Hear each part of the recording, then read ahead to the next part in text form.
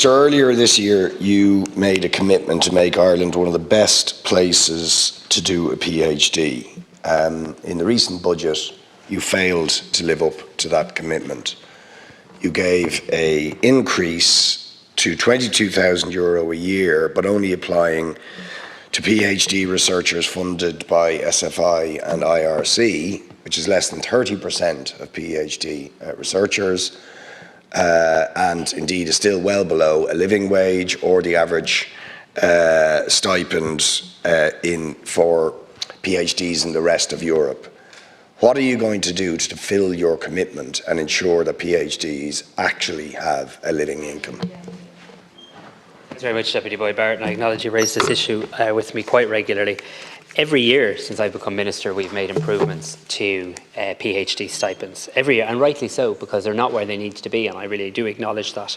The first change we made was to address a bizarre discrepancy that existed in the stipend for a PhD researcher in the Irish Research Council versus a PhD researcher with Science Foundation Ireland. Then last year in the budget, the stipend was increased by €500 for both SFI and IRC, bringing stipends in Ireland to €19,000. And under the budget delivered in recent weeks, I have now secured funding to increase the PhD stipend provided by the competitive funding agencies under my department to €22,000 per annum per student, which is an increase of €3,000. Now I acknowledge very clearly, and I'm not in any way reneging from it, that the independent report that I commissioned says we need to get to €25,000. Anybody truthfully reading the report also recognises that it may not be done in one go. And the report recognises that quite clearly as well. So I don't want PhD researchers to think that this is the end of the matter. It's not. The government remains committed to getting to 25,000. We've gotten from 19 to 22, and I'd hope to finish the job now in terms of getting from 22 to 25 in future budgets as well. You raise the issue about why is it only ones under my remit? Well, I can only direct and instruct agencies under my remit, but I would hope that others follow suit. My understanding is the HRB is already ahead of the 22,000, and I know Teagasc and individual universities will now be considering this, and of course they have from now to January before that PhD stipend comes in. I should also say that I have now received the final review from the co-chairs. You'll remember they gave us one report which was largely on stipends. There's another report due. I have received that. I'm working my way through that with my officials now and putting in place a work programme to see how we progress the recommendations, and I hope to be in a position to publish that in the coming weeks.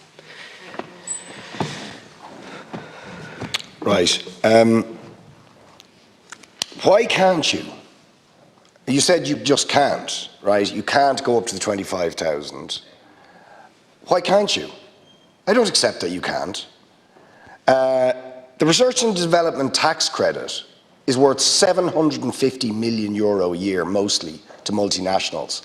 Now, I would much rather give our PhDs a living income and cut a little bit the money going to the most spectacularly profitable countries in the world, and you'd have plenty of money. I mean, in our budget submission, we put in for stipend for all PhDs, and it would cost 100 million. So take 100 million off the super profitable multinationals and give it to the PhDs in order to having a living income. And you do have a mechanism to do it, because you gave a once-off cost of living €500 payment to everybody. So there is a mechanism to do it. The idea you can only do it for the people under your remit is simply not true, because you did it on a once-off basis to everybody. So give everybody who's a PhD a living wage. The money is there. Thank you, Deputy Minister. Of course, what I say is true, Deputy, but I can only direct agencies under my remit. But you're entirely correct that generally other parts of government follow suit as well.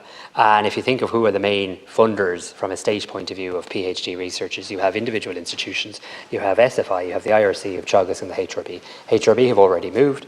IRC and SFI are now moving. Teagasc will consider the matter, and I know from conversations with individual university presidents, they too are looking at this issue. And in fairness, they have been amongst the strongest advocates for our PhD researchers in this country, and I expect announcements in relation to that too.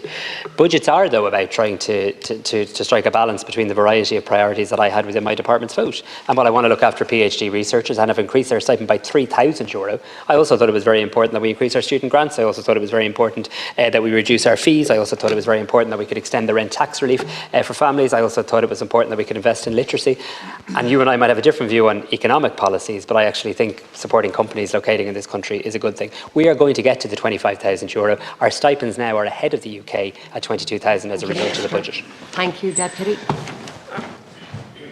Look, the average for a PhD researcher and being treated as a worker, and could you clarify, because we have members of the postgraduate workers organisation here, the status as a worker, which is the other thing they ask, where they get sick leave, all of the entitlements that a worker should get, because they are workers, and without them our universities and third level institutions would not be able to function, and they need to be acknowledged as such.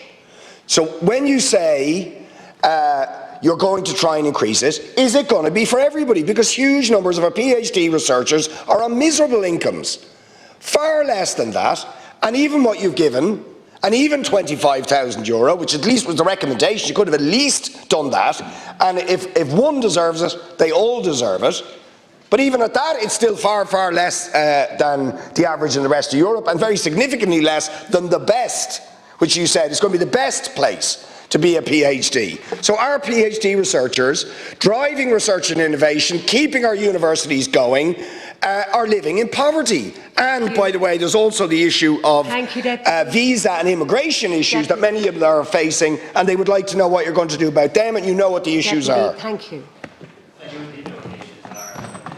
With many of our PhD researchers, and as you know, and as I said in my earlier answer, there is a second report due from the co-chairs. It has now been received by my department. It will be considered and published in the coming weeks, and that report was charged with looking at a variety of other issues above and beyond the issue in relation to the stipends. And I know those issues are very important to PhD researchers. They're very important to higher education in Ireland, and they're very important to Ireland Inc.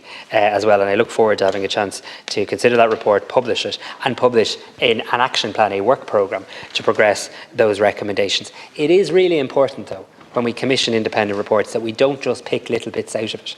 You do need to actually acknowledge that the independent report that I commissioned, and an excellent job was done, it was excellent engagement also by the PhD researchers, which I want to acknowledge. It did say there should be increases in stipends. It did say we should get to 25,000 euro. It didn't say we should get there in one go, and it did say the increases should be from January. That's why I've made sure, which is unusual enough in a budget, that when an increase comes in now, it comes in from January as opposed to having to wait till next September. And be clear, contrary to what people might be saying, this is not the last word on the matter. We will get to the 25,000, and I want to see that for all PhD researchers. Thank you. We now come on to